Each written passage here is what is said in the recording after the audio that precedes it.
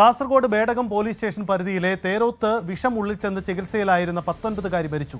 തേരോത്തെ T അശോകന്റെ മകൾ T അനശ്വരയാണ് മംഗളൂരുവിലെ ആശുപത്രിയിൽ വെച്ച് മരിച്ചത്. +2 പഠനത്തിന് ശേഷം ഉപരിപഠനത്തിനുള്ള തയ്യാറെടുപ്പിലായിരുന്നു അനശ്വര. പിതാവ് നൽകിയ പരാതിയിൽ ബേഡകം പോലീസ് അസ്വാഭാവിക മരണത്തിന് കേസെടുത്തു. കെ വി ബൈജു ചേരുന്നു. ബൈജു, എന്താണ് സംഭവം?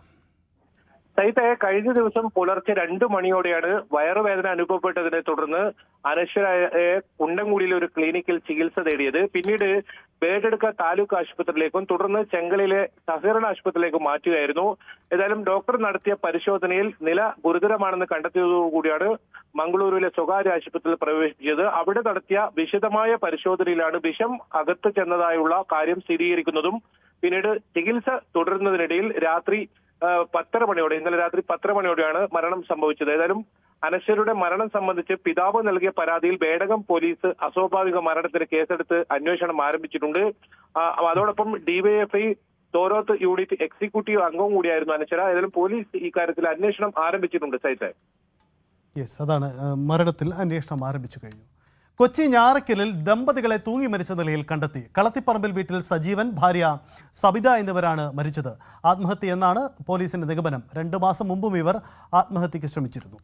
നവമി ദിനേശ് ചേരുന്നുണ്ട്. നവമി, മകന്റെ മരണത്തിൽ മനം തൊന്നുള്ള ആത്മഹത്യാശ്രമം എന്ന സൂചനകളുണ്ട്. അതിലെന്തെങ്കിലും സ്ഥിരീകരണമുണ്ടോ? പോലീസും അങ്ങനെ തന്നെയാണ് പറയുന്നത്. മകന്റെ മരണത്തിലുണ്ടായിരുന്ന വിഷമം, ഏക മകനാണ് 1 വർഷം മുൻപ് മരിച്ചത്. ഈ മകന്റെ മരണത്തിന് ശേഷം മാനസികമായി വലിയ തളർച്ചയിലായിരുന്നു സജീവനും ഭാര്യ സബിതയും.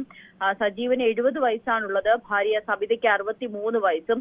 അപ്പോൾ 2 മാസം മുൻപും ഇവർ ഇതേപോലെ ആത്മഹത്യക്ക് ശ്രമിച്ചിരുന്നു. അന്നും കുടുംബ ബന്ധുക്കളോടക്കം പറഞ്ഞത് മകന്റെ മരണം അത് തങ്ങളെ വല്ലാതെ തളർത്തിയിരിക്കുകയാണ്, അതിൽ നിന്ന് മുക്തരാകാൻ പറ്റുന്നില്ല എന്ന തരത്തിലുള്ള കാര്യങ്ങളൊക്കെ നേരത്തെ കുടുംബാംഗങ്ങളോട് പറയുകയും ചെയ്തിരുന്നു. അതിനുശേഷമാണ് വീണ്ടും ഇന്നലെ രാത്രിയോടുകൂടി ഇരുവരെയും വീട്ടിൽ തൂങ്ങി മരിച്ച നിലയിൽ കണ്ടെത്തിയത്. രാവിലെ ആയിട്ടും വീടിന്റെ പുറത്തേക്ക് ആരെയും കാണാത്തത് കൊണ്ട് സംശയം തോന്നിയാണ് നാട്ടുകാർ പോലീസിനെ വിവരം അറിയിച്ചത്. പോലീസ് എത്തി പരിശോധിച്ചപ്പോഴേക്കും ഇരുവരും വീട്ടിൽ തൂങ്ങി മരിച്ച നിലയിൽ കണ്ടെത്തുകയായിരുന്നു.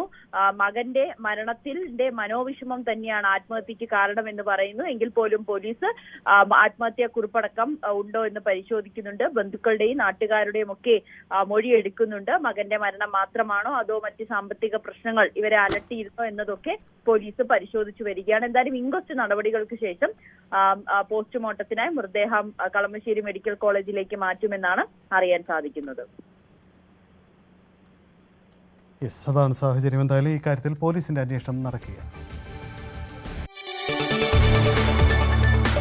കൂടുതൽ വാർത്തകൾക്ക് News 18 Keralam YouTube channel subscribe ചെയ്യുക.